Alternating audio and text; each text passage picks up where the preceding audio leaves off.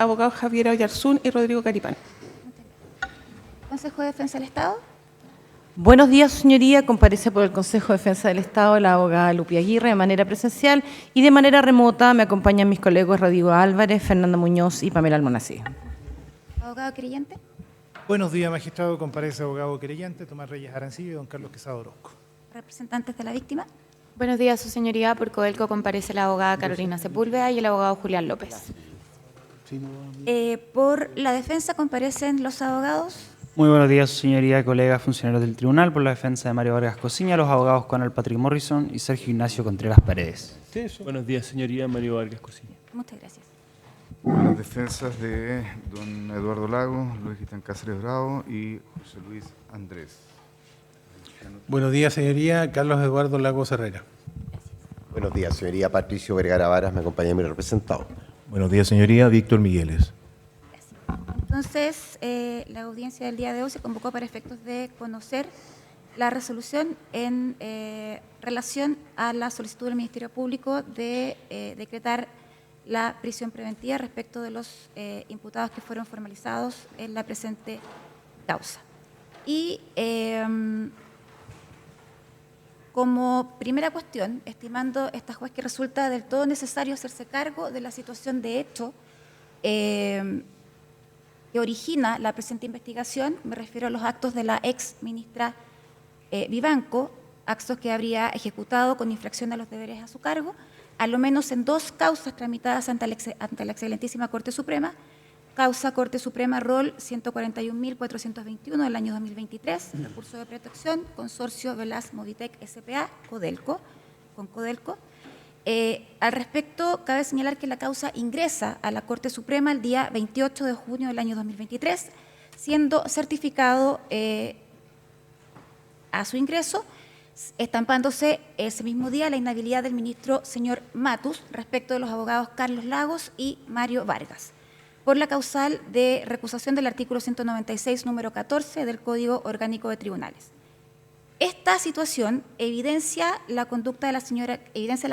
que la señora Vivanco iría repitiendo durante toda la tramitación del recurso de apelación, al no estampar la inhabilidad que le afectaba en relación a los abogados que representaban a la recurrente, los señores Lagos y Vargas. En esta parte, hacer presente que si bien, y tal como lo señalaron las defensas, acompañando abundante jurisprudencia al efecto, que lo que contempla la norma es manifestar la inhabilidad cuando existiera amistad o estrecha familiaridad con la parte, no así con el abogado que representa a la parte. Sin perjuicio de lo anterior, lo que nos ordena el sentido común, y así lo ha reiterado e instruido la propia Corte Suprema, es que corresponde hacerlo presente a los intervinientes en el caso de una audiencia o estampando dicha inhabilidad en el expediente para que en el plazo de 5 días los intervinientes aleguen algún tipo de inhabilidad. Y si así no lo hiciere, tal como lo establece la norma, se considera renunciada esta causal de inhabilidad. Por lo que aparece del todo ajustado al principio de transparencia y probidad que debe regir la totalidad de las actuaciones de los jueces, que existiendo alguna posibilidad o la mínima posibilidad de verse cuestionada la imparcialidad del juez, este último debe poner en conocimiento a las partes. El mismo día de ingreso, 28 de junio, los abogados Eduardo Lagos, Gabriel Silvers e Isaac Ramírez presentan escritos solicitando orden de no innovar y un segundo escrito en el cual solicita que se tenga presente algunas cuestiones al momento de resolver dicha orden de no innovar. El día 30 de junio del año 2023, a las 13:31 horas, el presidente de la Corte Suprema, el señor Juan Eduardo Fuentes, firma resolución que provee ambos escritos, el escrito de orden de innovar que se provee de la siguiente forma: dese cuenta conjuntamente con lo ordenado precedentemente, y al segundo escrito se provee a lo principal, téngase presente, y al otro sí por acompañado de los documentos ofrecidos. Esta es la primera resolución de la Corte Suprema en la que queda claro, sin posibilidad de entenderla de una manera distinta, que solo se ordenó dar cuenta de la orden de no innovar y no del fondo del recurso. Aquí también resulta necesario señalar que la única vía posible para que se dé cuenta en una sala, ya sea de Corte de Apelaciones o de Corte Suprema, como en este caso, es habiéndose dictado el respectivo habiéndose dictado por el respectivo presidente la resolución dese cuenta.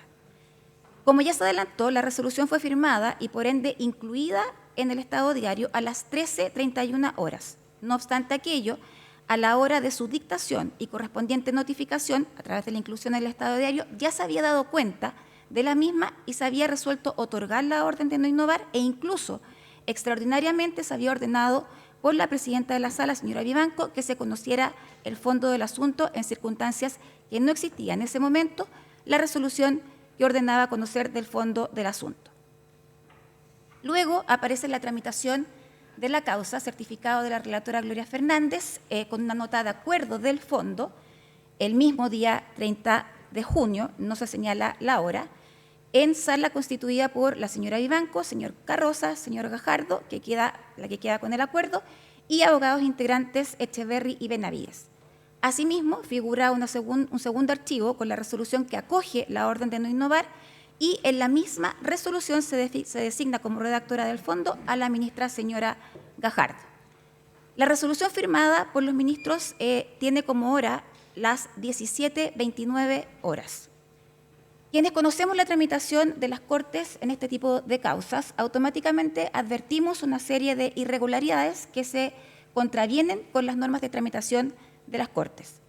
La primera irregularidad es que al momento de que el presidente firma la resolución de dese cuenta, 13:31, la nota de acuerdo ya se encontraba,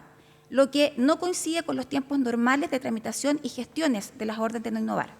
Porque una vez que el presidente de Corte firma la resolución que ordena dar cuenta, esta causa normalmente se distribuye al relator al día siguiente, quien la lleva a sala, lo que se demora mínimo otro día. Entonces, lo normal es que la orden de no innovar se relaten 1 o 2 días después del decreto de ese cuenta. La segunda irregularidad es haber dado cuenta del fondo del recurso sin que existiera el decreto del presidente de la Corte Suprema que ordena dar cuenta de aquel recurso. Al ingresar una apelación de protección y posterior solicitud de orden de no innovar, hay 2 resoluciones en la cuenta del presidente, una que ordena dar cuenta de la apelación misma y la otra que ordena dar cuenta de la orden de no innovar, o bien una sola resolución que se refiera a ambos. Pero en este caso, lo único que estaba ordenado dar cuenta era la orden de no innovar y no el fondo del recurso, por lo que en definitiva se dio cuenta del fondo de una causa sin estar ordenado así por el presidente, es decir, sin que existiera decreto que lo ordenara, lo que evidentemente da cuenta de vicios en el procedimiento. La tercera anomalía es la hora de la firma de los ministros de la resolución que acoge la orden de no innovar y deja en estado de acuerdo el fondo del recurso. Esta resolución aparece firmada a las 17:29 horas, lo que no coincide con el horario de funcionamiento de las salas de la Corte Suprema y en segundo lugar implicaría que el acuerdo debió tomarse supuestamente después de las 13:31 horas porque esta última hora es la firma de la resolución del presidente, lo que supone que hubo un funcionamiento en horario de la tarde, lo que no está vital ocurrencia en la Excelentísima Corte de Apelaciones, Excelentísima Corte Suprema, ni en la Ilustrísima Corte de Apelaciones. Luego vienen las gestiones del día del fallo, esto es el 4 de julio del año 2023. Ese día nuevamente se registran varias irregularidades. Existe una resolución firmada a las 8:07 horas que enmienda de oficio, o sea, sin petición de alguna de las partes, la resolución de 30 de junio del presidente de la Corte. La resolución indica, con la nueva cuenta del señor secretario subrogante de esta Corte, es decir, se colige de aquello, que fue el secretario quien se dio cuenta del error, lo que es extraño, dado que la causa se encontraba en acuerdo y no había manera de que los funcionarios de la Secretaría, de oficio y sin petición de parte, enmendaran dicho error, dado los miles de escritos que ingresan a la Corte diariamente. Lo único que explica esta resolución es el llamado que Marcelo Dorin, secretario subrogante de la Excelentísima Corte Suprema, recibió por parte de la señora Vivanco, quien posteriormente, vía correo electrónico, envía la resolución que se debía dictar con el objeto de validar las irregularidades que se habían cometido al conocer del fondo del asunto sin haberse dictado el correspondiente decreto. Asimismo, esta resolución es irregular en su contenido porque enmienda una resolución en el sentido de dar cuenta del fondo de la apelación del recurso de protección, la que ya se encontraba en estado de acuerdo, por lo que es irregular enmendar una resolución de dar cuenta cuando ya se ha procedido a la cuenta de la misma. Lo que normalmente se hace por las salas, si efectivamente se quería enmendar la tramitación, era anular la vista del recurso y ordenar dar cuenta nuevamente en sala no inhabilitada. La irregularidad de la tramitación de esta causa se demuestra en que recién el día 4 de julio del año 2023 hay otra resolución del presidente en que se ordena poner conocimiento a las partes de la inhabilidad estampada por el ministro Matus el día 28 de junio. Es decir, ni siquiera se había puesto en conocimiento de las partes la inhabilidad para efectos del artículo 125 del Código de Procedimiento Civil y la causa, no obstante lo anterior, quedó en acuerdo. A las 16 horas del día 4 de julio del año 2023 se interpuso por Codelco un incidente de nulidad de la vista de la causa, pero el fallo ya había sido firmado por los ministros de sala a las 16:08. La nulidad presentada se falló con fecha 5 de julio, previo decreto del presidente de la Corte, dése cuenta, lo que demuestra que en todo escrito que se presenta ante la Excelentísima Corte Suprema debe darse cuenta en sala previo decreto del presidente de la Excelentísima Corte Suprema, lo que no ocurrió en la apelación del recurso en cuestión. El día 21 de septiembre se presenta recurso de aclaración, rectificación y enmienda por parte de los abogados imputados, firmado a las 9:53 horas. El mismo día que se presenta, a las 11:59, se provee dése cuenta por el presidente de la Corte Suprema. Esto, atendido a los principios de las máximas de la experiencia, es tramitación express, que también sorprende porque en la generalidad de las veces esta providencia se demora a lo menos 2 o 3 días, pues ya se había dictado el fallo y no era urgente de resolver este recurso de aclaración, rectificación y enmienda. Se acoge la aclaración el día 28 de septiembre en sala, presidida por la señora Vivanco. El 4 de octubre se interpone reposición por parte de Codelco y se ordena dar cuenta el 10 de octubre. 4 de octubre, 10 de octubre, o sea, 6 días después. Lo que demuestra que los escritos demoran varios días en que se ordene dar cuenta, a diferencia de lo que ocurrió con la tramitación de esta causa hasta el momento que se resuelve. Dicha reposición fue rechazada el día 11 de octubre. Eso respecto de la apelación de protección. En relación con la causa Corte Suprema Rol 1150 del año 2024, recurso de queja Consorcio Velas Movitec S.p.A., dicho recurso fue presentado contra la resolución de la Ilustrísima Corte de Copiapó, que resolvió el recurso de reposición con apelación en subsidio en contra de la resolución que rechazaba la solicitud de Velas Movitec sobre pagos de reajustes. Se ordena dar cuenta por el presidente de la Excelentísima Corte Suprema y se declara inadmisible por su naturaleza el día 24 de enero del año 2024, lo que resulta correcto si se tiene presente el criterio de la tercera sala, porque la resolución que se intentaba atacar por medio del recurso de queja no era una sentencia definitiva ni interlocutoria que pusiera término al juicio y respecto de la cual no procedieran otros recursos según el artículo 545 del Código Orgánico de Tribunales. Dicha resolución fue firmada por los ministros señora Rabanales, Gutiérrez, señor Crisosto y abogados integrantes Munita y Copo. Se presenta reposición el día 26 de enero del año 2024, la que se acoge el día 8 de febrero del año 2024 en sala presidida por la señora Vivanco, ministros señor Carroza, ministra señora Letelier, abogados integrantes señora Copo y señora Aguilar. El hecho de acoger este recurso de reposición también resulta extraño, entendiendo el criterio de la sala de corte referido antes.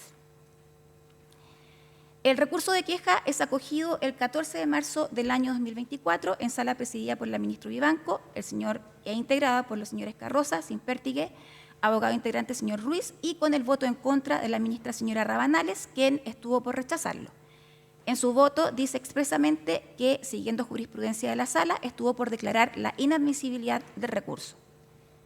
Todo lo antes referido permite a esta juez tener por acreditado a lo menos que existía un interés por parte de la señora Vivanco en la tramitación de las causas antes señaladas, interés que con los antecedentes que ha presentado el Ministerio Público en esta audiencia permiten presumir fundadamente por este tribunal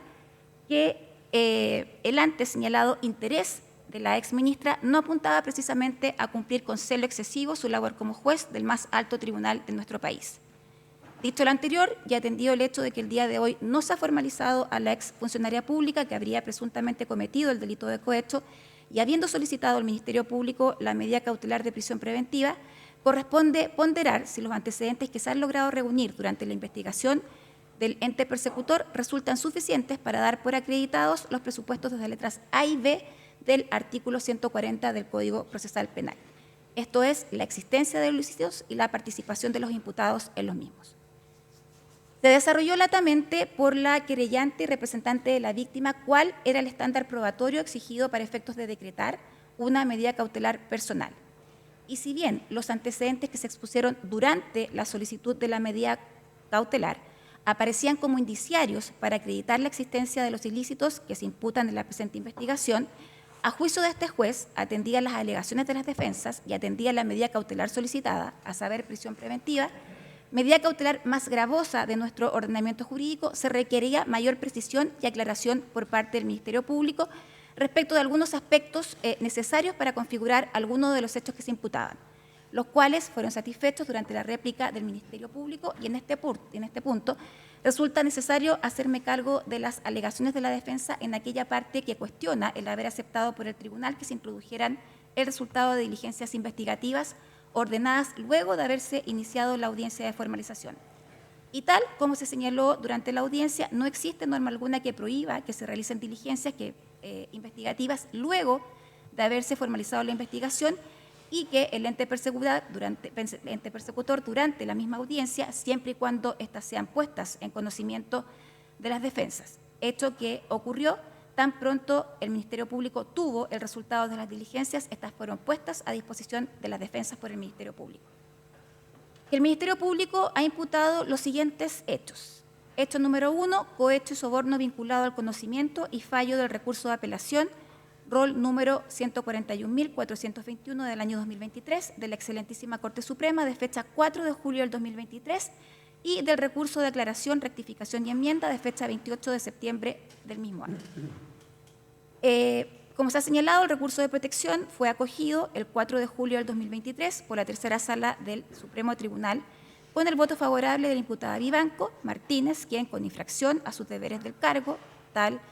como se señaló, no informó su inhabilidad en los términos ya señalados, ordenando la restitución inmediata de las maquinarias propiedades de CBM y poner término a la retención del estado de pago número 23 a CBM por el monto de 12.112.000 y fracción de pesos. El mismo día de la sentencia, 4 de julio del año 2023, en horas de la tarde, la exministra Vivanco concurrió a la oficina de los abogados Lagos y Barcas, ubicadas en calle El Regidor, número 66, piso 14, Comuna de Las Condes, donde le hicieron entrega de una retribución económica por su voto favorable a los intereses de CBM con infracción de deberes del cargo en el fallo de apelación del recurso de protección del Supremo Tribunal, suma que ascendía a $15.600 americanos, según indica la formalización. Seguidamente, ya resuelto el arbitrio en favor de su representada, con fecha 24 de julio, los imputados Lagos, Herrera y Vargas Cosiña solicitaron a la Ilustrísima Corte de Apelaciones de Copiapó el cumplimiento de la resolución antes referida, incorporando la solicitud de un pago no ordenado en el fallo de la Excelentísima Corte Suprema por la suma de 4.000 millones de pesos por concepto de costos de desmovilización de maquinarias. No voy a extender la tramitación de la causa, toda vez que ya me hice cargo de aquella y la señalé detalladamente. Lo cierto es que, según lo indicado por las defensas, el delito o el hecho de haberse reunido el día 4 de julio la imputada Vivanco con el imputado Vargas no sería tal, de acuerdo a la prueba que claramente rindió la defensa y que imputó respecto de las georreferencias en relación a la localización de los teléfonos celulares.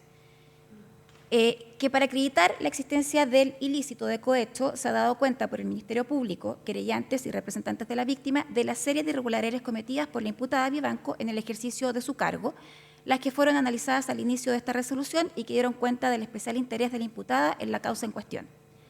Interés del que se tiene fundadas sospechas de que era de carácter económico. Prueba de esto es la preocupación personal demostrada por la exministra ya en la tramitación de la causa. A lo anterior, debe agregarse las declaraciones de quienes participaron directamente en la relación y confección de los fallos, la relatora Gloria Fernández, quien en su declaración asume toda la responsabilidad del hecho de no haberse incluido en la tabla del día 30 de junio del 2023 la orden de no innovar, en circunstancias que dicha inclusión no dependía de lo que ella hiciera o dejara de hacer, toda vez que el decreto de dese cuenta no había sido dictado. Por lo que desde un punto de vista de validez de la resolución que concedió la orden de no innovar, adolecía de un vicio de nulidad que en circunstancias normales debió acarrear la nulidad de la vista de la causa, debiendo ser conocida por una sala no habilitada. Lo mismo respecto de la resolución que acoge la apelación, la declaración de la señora Fernández, en los hechos que esta única es la que justifica el comportamiento de la señora Vivanco, no tiene sustento alguno, dado lo indicado anteriormente, toda vez que ese día no era posible conocer de la orden de no innovar, atendido el hecho de no encontrarse la resolución del decreto de ese cuenta. Finalmente, y sobre este punto, hacerme cargo de las alegaciones de las defensas que indicaron que la señora Vivanco no resolvió como juez unipersonal y que fue un órgano colegiado, el cual aún no ha sido formalizado por cuestiones más bien formales, es quien detenta el cargo funcionario público.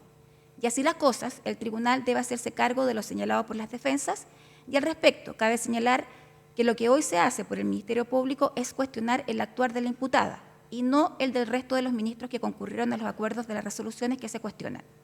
los cuales deberán dar cuenta de su actuar en cuanto a su obligación como órgano colegiado que existe justamente para garantizar la imparcialidad, la seguridad jurídica y la especialización. Todo lo antes señalado y analizada la cuenta a la infracción de los deberes de cargo por la en ese entonces ministra señora Ángela Vivanco, entiende el tribunal que existe un incumplimiento a los deberes del cargo. Ahora, siguiendo con el análisis de los delitos imputados a la señora Vivanco en la parte que requiere para la configuración del ilícito que el empleado público solicitare o aceptare recibir un beneficio económico, respecto del hecho cometido el día 4 de julio del año 2023, se ha presentado por parte del Ministerio Público el resultado del análisis de la georreferenciación de los teléfonos celulares de los imputados Vargas y Vivanco, de los cuales es posible extraer que entre las 15:59 horas y las 16:47 ambos coincidieron en las inmediaciones de la oficina del señor Vargas. Incluso, aun cuando se acogiera por esta juez que el día de los hechos la imputada Vivanco efectivamente se encontraba en la peluquería, situación que el día de hoy no se discute, justamente por la declaración de la estilista y el mensaje enviado por la imputada para solicitar hora, lo cierto es que de los propios dichos de la peluquera se indica que la atención que da a la señora Vivanco tiene una duración de no más de 30 minutos, lo que permite colegir que ese día hay casi 30 minutos más que hacen presumir que durante ese tiempo se hizo entrega de los dineros en cuestión, lo que unido al hecho también acreditado en esta etapa de la investigación de que su pareja, el señor Migueles, al día siguiente concurre a vender $15.600 en una sucursal de su banco, según dan cuenta sus cartolas bancarias, sin existir a la fecha ni durante las distintas audiencias una explicación o una justificación plausible de la tenencia de estos dólares en poder del señor Migueles. Todas las demás alegaciones en relación al funcionamiento de las antenas de celular y por qué los celulares se conectan a una u otra antena deberán ser objeto de pericias en su oportunidad, no siendo la audiencia de formalización la instancia para hacer dicho análisis. En cuanto al hecho de fecha 18 de diciembre del año 2023, a raíz de la resolución que ordena el pago de la suma de 4.000 millones de pesos y fracción, de los cuales se traspasaron 867 millones a la cuenta bancaria del Banco Santander, pertenecientes a la empresa asociada Movitec, y que Movitec pagó a los abogados por concepto de honorarios la suma de 198 millones y fracción mediante transferencias a la cuenta corriente del Banco Itaú de la sociedad Lagos, Vargas y Silver Asesorías Jurídicas Limitadas, integrada por los imputados Lagos y Vargas. Con parte de ese dinero, con fecha 18 de diciembre del año 2023, los imputados Lagos y Vargas pagaron a la ministra Vivanco, a través de su conviviente, Miguel Oteiza, a lo menos la suma de $14.000 americanos. Lo anterior se acredita con la trazabilidad de los dineros que dan cuenta de las cartolas de cuenta corriente en la que se depositaron 198 millones de fracción.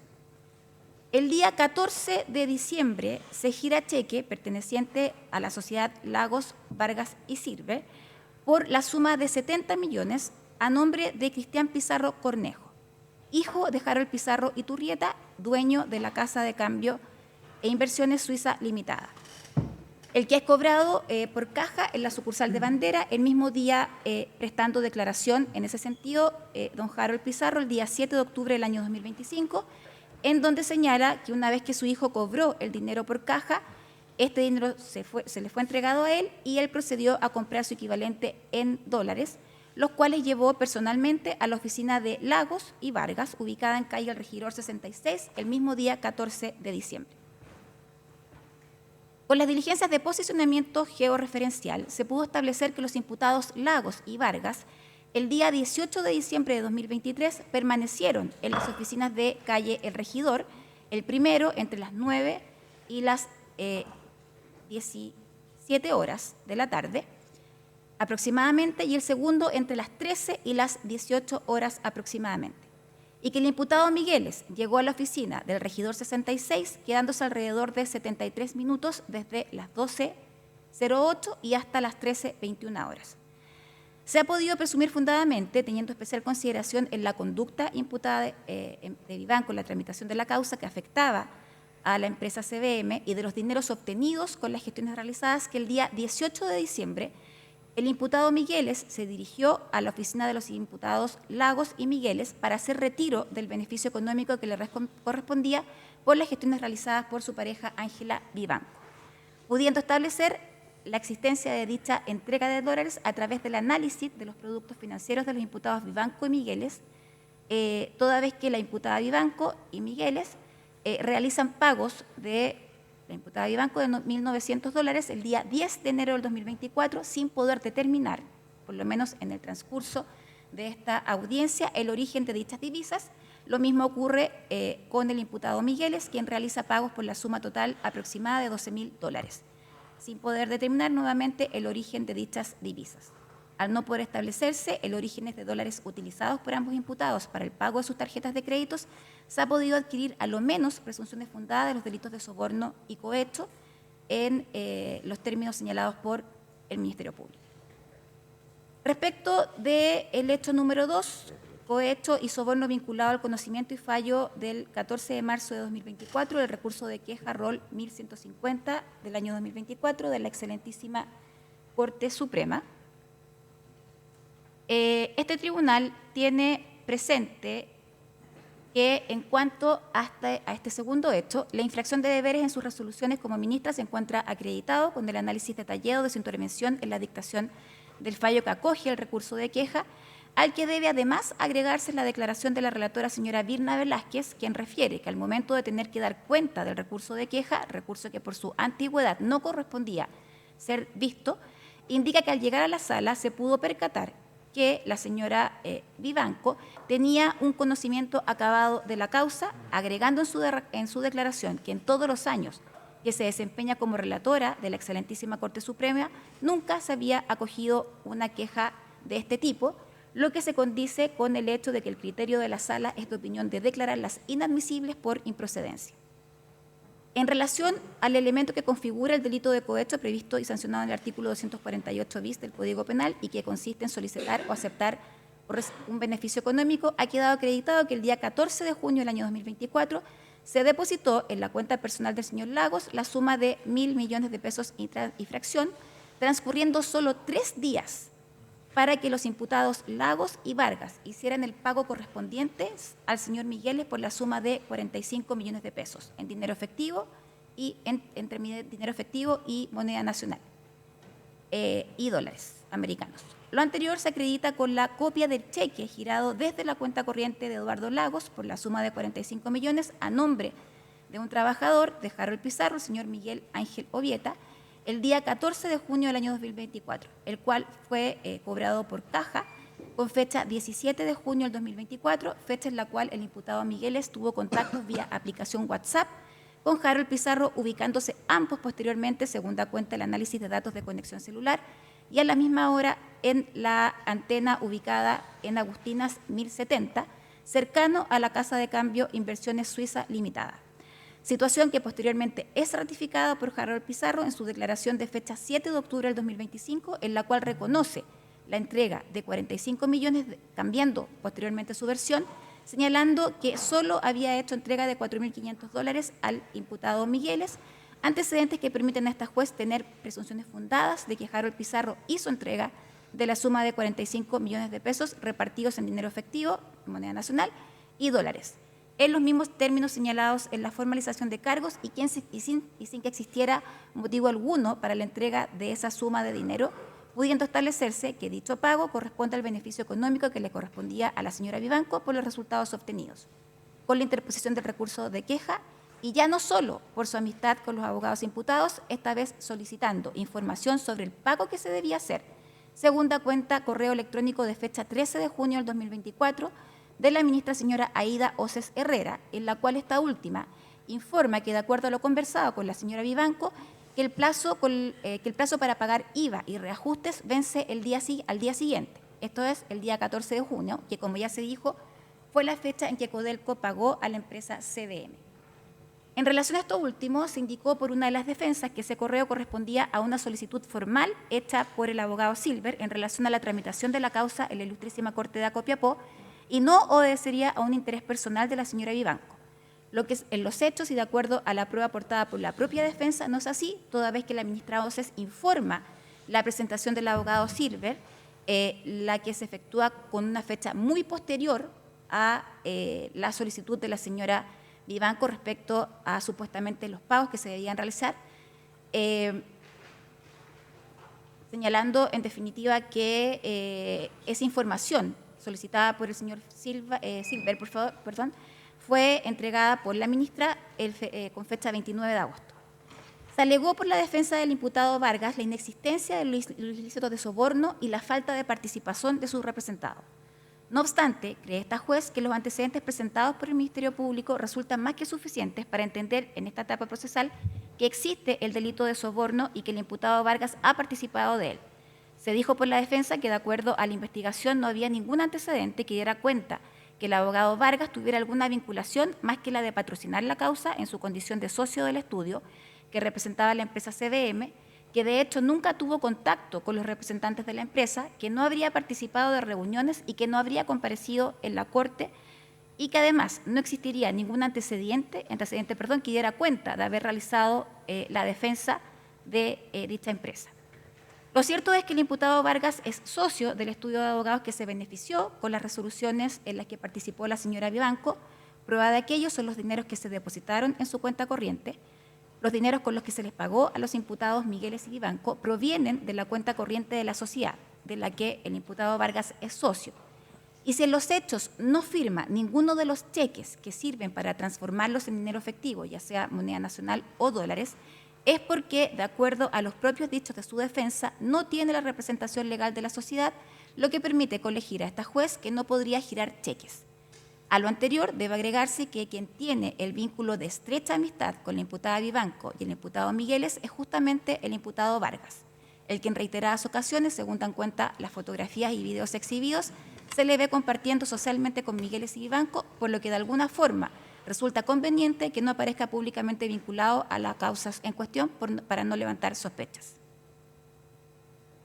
Respecto del hecho número 3, esto es la imputación que se hace a los 3 imputados como autores de los delitos de lavado de activos del artículo 27, letras A y B, de la Ley 19.913, en calidad de autores del artículo 15, número 1 del Código Penal, en grado de desarrollo habiéndoles grado de desarrollo consumado. Esta juez, con los antecedentes señalados por el Ministerio Público durante la audiencia de formalización de la investigación, tiene por acreditadas en esta etapa procesal respecto de los 3 imputados los delitos de lavado de activos del artículo 27, letras A y B de la Ley 19.913. Estima esta juez que los dineros ordenados pagar mediante la dictación de las resoluciones en las causas ROL 141.421 del año 2023 y 1.150 del año 2024, ambas seguidas ante la excelentísima Corte Suprema, constituyen activos obtenidos mediante actividades ilícitas. Así las cosas, se ha logrado establecer con la prueba rendida que se han realizado acciones por parte de los imputados dirigidas a introducir estos fondos mal habidos en el sistema financiero, realizar transacciones para dificultar el rastreo de otros dineros, reinsertar estos fondos en la economía con apariencia legítima, todo lo anterior para dar apariencia de legitimidad a bienes obtenidos de actividades ilícitas.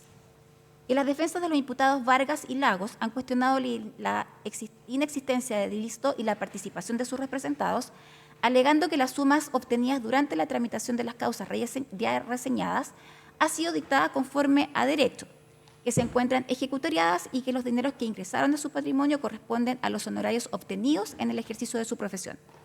Al respecto, corresponde hacerse la pregunta de si en circunstancias normales de no haber mediado los delitos de cohecho y soborno, respecto de los cuales se ha podido adquirir presunciones fundadas de su existencia y de la participación que les habría cabido a los imputados, se habría obtenido el mismo beneficio y, consecuentemente, se habrían pagado las sumas millonarias por concepto de honorarios profesionales.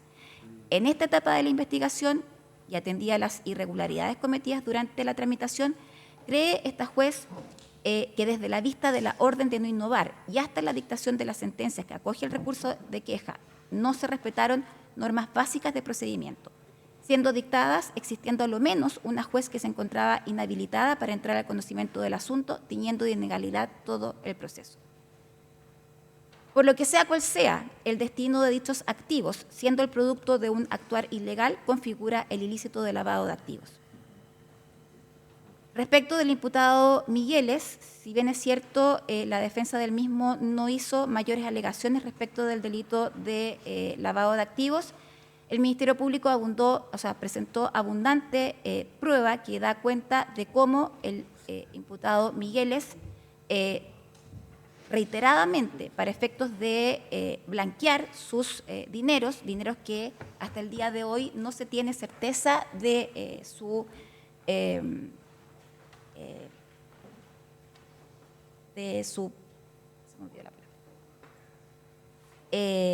origen, este tribunal también entiende que respecto del mismo se ha configurado el delito de lavado de activos. Esta juez no se va a hacer cargo de todas las situaciones tendientes a lavar los activos, a blanquear el dinero por parte del imputado Migueles y el conservador de bienes raíces, señor Llaver, y el notario público de la ciudad de Chillán, porque entiende que todavía les asiste el principio de inocencia, de presunción de inocencia, y porque aún no han sido formalizados. Por lo que, respecto de Víctor González Migueles Uteiza, adhiriendo esta juez a la postura de comunicabilidad limitada, coincide con la calificación jurídica que hace el Ministerio Público de ser el imputado Migueles autor, en los términos del artículo 15, número 3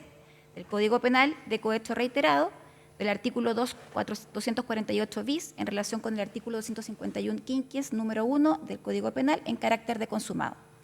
y del delito de lavado de activos del artículo 27, letra A y B, de la Ley 19.913, autor del artículo 15, número 1 del Código Penal, delito consumado. Respecto del imputado Mario Vargas Cosiña, el tribunal ha tenido por acreditado el soborno reiterado del artículo 250, inciso 1 y 4 del Código Penal, en relación con el artículo 251 quinquies, número 1, autor, según el artículo 15, número 1 del Código Penal, y en grado de desarrollo de consumado, y del delito de lavado de activos del artículo 27, letra B, de la Ley 19.913, autor del 15, número 1 del Código Penal, en grado de desarrollo consumado. Lo mismo respecto del imputado Carlos Eduardo Lagos Herrera. Y asimismo, habiéndose tenido por acreditado los ilícitos y la participación de los mismos hechos imputados, de acuerdo a la prueba o a los antecedentes que se han reseñado, corresponde pronunciarse respecto de la necesidad de cautela. Se ha solicitado por el ente persecutor la medida cautelar más gravosa de nuestro ordenamiento jurídico, y de ahí la aprehensión de esta juez de contar con elementos que me permitieran tener presunciones fundadas del hecho y de la participación de los imputados, a lo menos en los términos que exige el artículo 140 en sus letras A y B del Código Procesal Penal. Durante mucho tiempo el Poder Judicial ha tenido que coexistir con el fantasma de la corrupción. Da lo mismo la forma en que los jueces fallemos, porque siempre la parte que no resulte vencedora acusará al juez de corrupto. Así las cosas, como ya se ha señalado, quienes formamos parte de este poder del Estado cohabitamos día a día con esta idea constante de que la justicia en Chile es corrupta, que la justicia es solo para quienes pueden pagar por ella, que si no se tiene los medios económicos para poder defenderte, es imposible obtener justicia. O como dijo la capellán Nelly León en la visita del Papa Francisco a Chile, en Chile se encarcela la justicia, se encarcela la pobreza. Ese sentir ciudadano, esa idea constante, el fantasma de la corrupción al interior del Poder Judicial, el día de hoy ha dejado de ser algo etéreo, una idea en el aire, un discurso que se repetía cada vez que se fallaba algún asunto y no era del gusto de la mayoría. Hoy, después de escuchar los antecedentes reunidos por el Ministerio Público, ese fantasma con el que durante tanto tiempo hemos convivido se ha hecho realidad al interior del Poder Judicial. Se ha ido formando una red de corrupción que tiene como integrantes, de acuerdo a lo que se ha podido establecer el día de hoy, a una juez de la más alta jerarquía, una ministra de la excelentísima Corte Suprema, seguida de conservadores de bienes raíces, notarios, abogados que sin vergüenza alguna han pisado el valor por el cual debemos regirnos y el cual juramos, prometimos proteger. La justicia, que por definición debe ser ciega. La venda en los ojos de la diosa justicia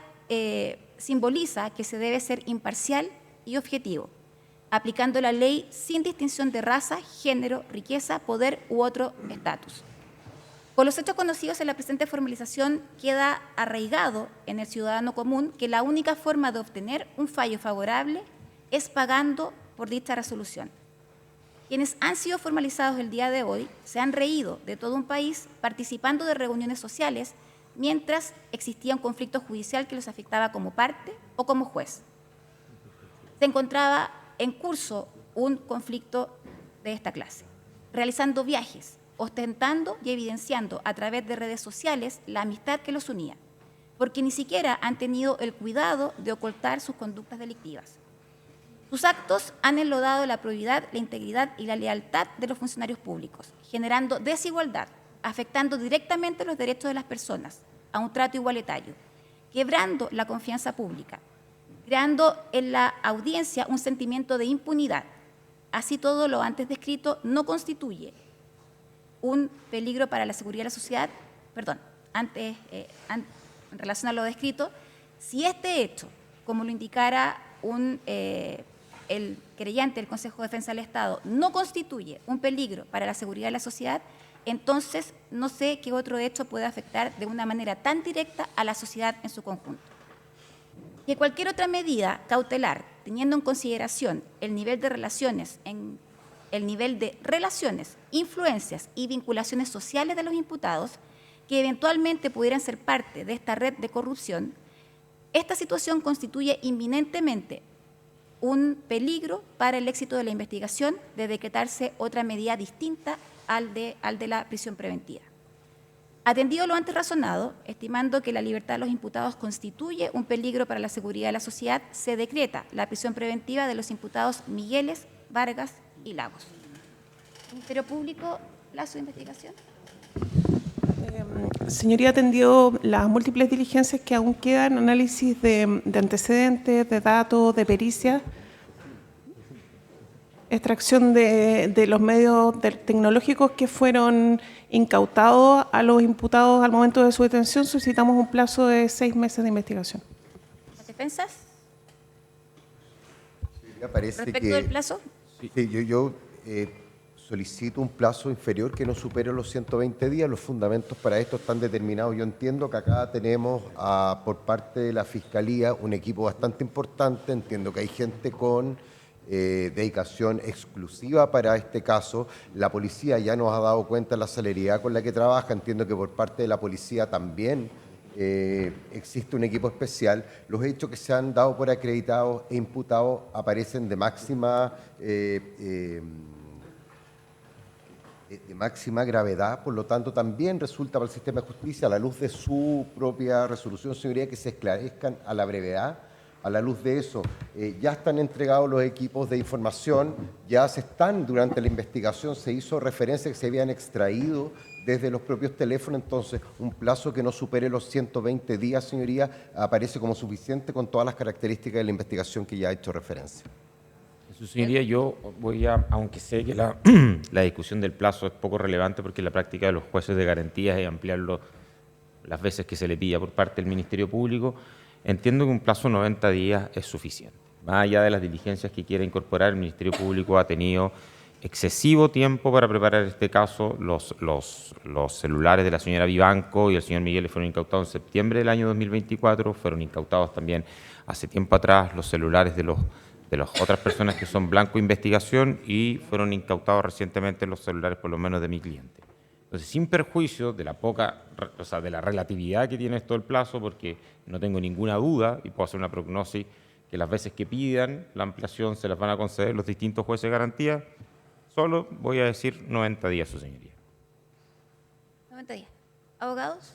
Señoría, esta defensa solicita un plazo de 60 días, considerando, en primer lugar, la medida cautelar que se ha decretado, la que por sí misma es una razón suficiente para que el tribunal imponga un plazo acotado, y este plazo acotado es razonable considerando que se trata de una investigación que tiene más de un año ya de desarrollo,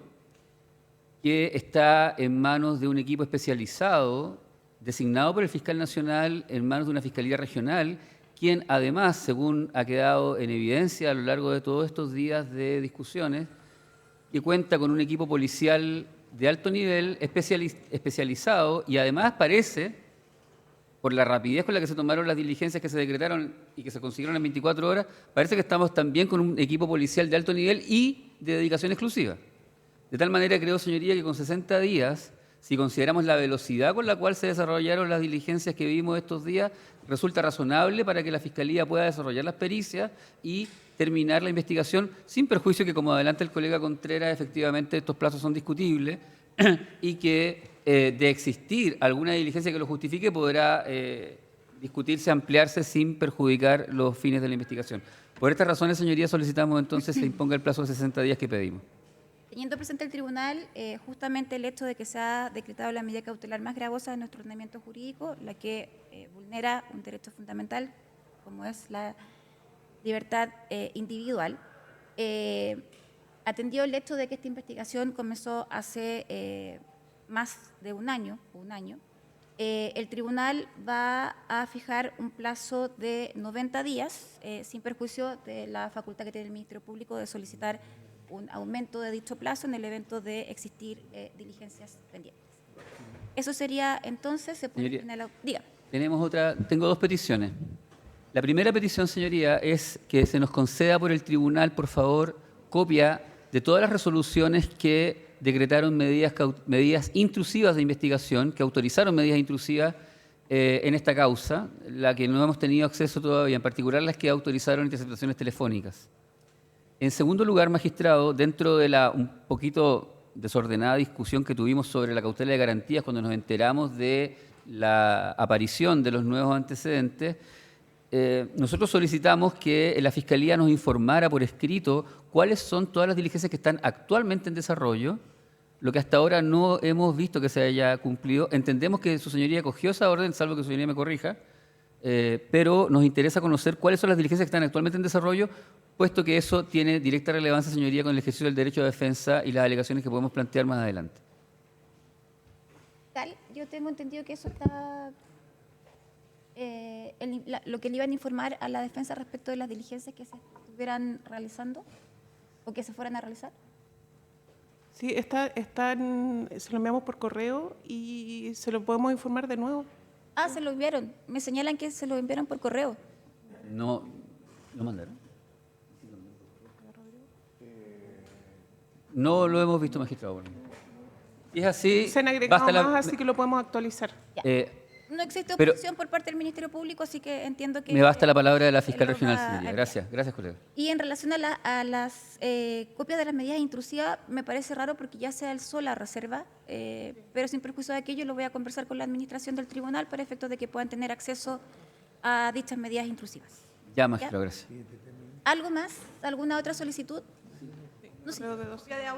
Eso mismo, ¿Cómo se copia de pide? audio. ¿Cómo se pide? De ese orden de ingreso, entonces, Señoría, ¿podemos conversar un minuto? y sí, a los imputados una vez que hayan conversado con sus Se abogados. mantienen en el mismo lugar, su señoría, ¿no es cierto? Sí. Ya.